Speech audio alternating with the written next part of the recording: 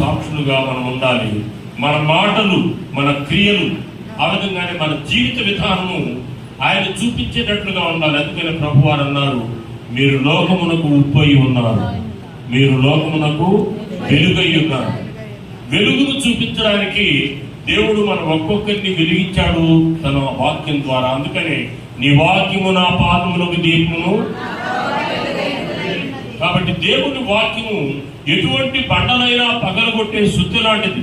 కాబట్టి ప్రియమైనటువంటి దేవుని యొక్క బిడ్డలారా, కొద్ది మందిగా ఉన్నప్పటికీ కూడా దేవుని యొక్క ప్రసన్నత మనతో ఉన్నది అని చెప్పడానికి ఒకే ఒక నిదర్శనం ఏంటంటే, ఎక్కడ ఇద్దరు ముగ్గురు నా నామం పేరట కూడి ఉంటారో ఆయన వారి మధ్యలో నేను ఉంటానండి. ఆయన ప్రసన్నతను ప్రత్యేకంగా చూపించడానికి ఎంతో మంది క్రైస్తవేతలు ఈ స్థలానికి వస్తా ఉన్నారు. దానికి గల కారణం ఏంటంటే వారి ప్రవర్తన. కృపారావు గారు సిఎస్ఐ సంఘాన్ని ఎంతగానో బలపరిచారు, నన్ను ఎంతగానో గౌరవించేవారు. ఆ సంఘాన్ని బలపరచడమే కాకుండా పౌలు ఏ విధంగా కొరింథీ సంఘంలో, ఎఫెసీ సంఘంలో, తెస్సలోని సంఘంలో ఆయన పునాది అంటే సిలువ వేయబడిన క్రీస్తు ప్రభువారిని గురించి సంఘం స్థాపించి వెళ్ళాడో, ఆ విధంగానే కృపారావు గారు కూడా ఈ యొక్క సంఘాన్ని స్థాపించడమే కాకుండా మిగిలిన స్థలాల్లో కూడా దేవుని యొక్క సేవను ప్రోత్సహించడానికి దేవుడు వారిని పేరు పెట్టి పిలిచాడు. అయ్యో, సువార్త ప్రకటించకపోతే నాకు శ్రమ. దేవుడు నన్ను రక్షించాడు కాబట్టి ఆయన రక్షకుడు, విమోచకుడు.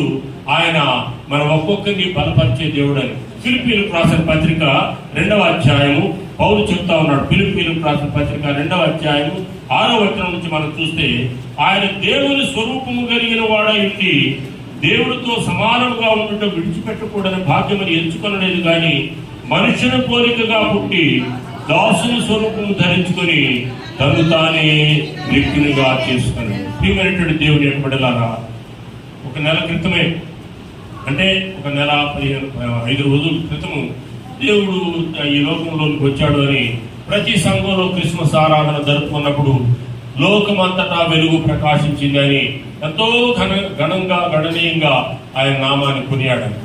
అయితే రక్షకుడు అంటే ఆనాడు ఇజ్రాయెల్ ప్రజ మెస్సయా వస్తాడు అంటే యుద్ధోపకరణాలతో వస్తాడు అని ఎదురు చూస్తా ఉంటే, ఆయన సామాన్య మానవుడిగా రావడానికి మరియమ్మ గారిని ఏర్పాటు చేసుకున్నాడు. మరియమ్మ గారు అంటే జాబ్వీల్ అనేటువంటి ఒక యవనస్తుడు, యోధుడు. మరియమ్మ అంటే ఆ యొక్క అన్నమ్మ అనేటువంటి వారిద్దరూ వివాహం అయిన తర్వాత 10 సంవత్సరాలు పిల్లలు లేరు వాళ్ళకి. అయితే యాజకుడు ఏం చేస్తారంటే, వాళ్ళు వస్తే యెరూషలేము దేవాలయంలో వాళ్ళు ఏదైనా అర్పణ తెచ్చినా కూడా మీరు కొట్టుకోతుడు మీ దగ్గర అర్పణ తీసుకోవాలి.